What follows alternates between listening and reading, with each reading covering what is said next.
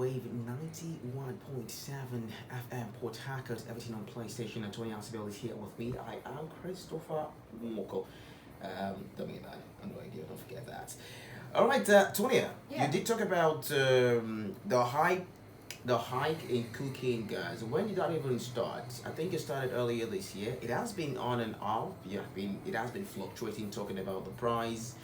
And today, it's a lot of persons can't even afford it, and people looking for alternative. Like, here's the situation: a liquefied petroleum gas, commonly known as cooking gas, marketers imported that's 16,642.68 metric tons of LPG within the first 19 days of June to help address supply shortage and reduce pressure on customers battling the rising gas price. According to the Nigerian Midstream and Downstream Petroleum Regulatory Authorities (NMDPRA), a total of 95,769.26 metric tons of LPG was supplied into the domestic market between June 1 and June 19. Now, the figure was disclosed during an emergency stakeholders meeting convened by the Minister of State for Petroleum Resources,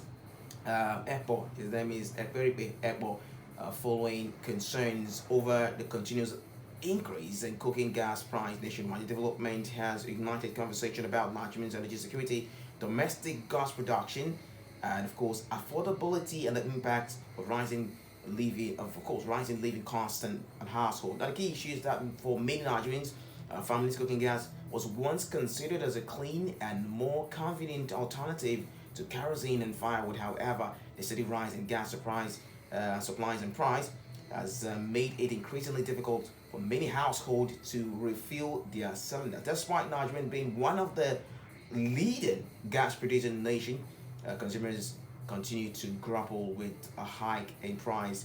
Now, marketers have resorted to importing gas to boost supply and stabilize the market. The most will I call it provoking part of all of this is Nigeria is not one of those countries or even African countries that are not big when it comes to gas, when it comes to the production of gas, because of our natural resources. It's like being in a family where you know your father is wealthy and then you are starving. I mean, that's what it looks like right now. That's the reality of Nigerians, Antonia. Yeah, it's quite unfortunate because remember, during the time of the former president, Muhammadu Buhari, they actually called it 2021 to 2030 the decade of gas. Like, we're going to transition into cleaner energy and whatnot. So let's not bear to mind the promises our governments make and then how they're able to, keep up with those promises. It's all about the big jargons, big promises. Then when it's time to fulfill those promises, they start backsliding, they start making excuses. In this instance, how can the Nigerian Midstream Downstream Regulatory Authority be pointing fingers at marketers, blaming them for the hike in prices?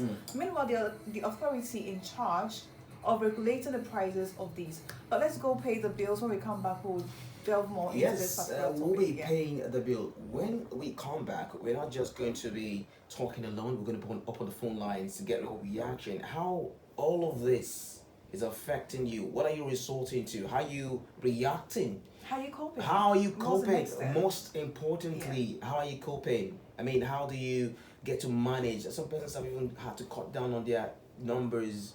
The number of times they cook is that bad. And that's reality, right? That's reality. It happens. And of course, it's something we need to pay attention to. It's something we need to know that, hey, the government has come to has got to come to our rescue. Still with us, it's still 91.7 FM Port Harcourt, everything on PlayStation. Christopher Walker is my name, and I'm here with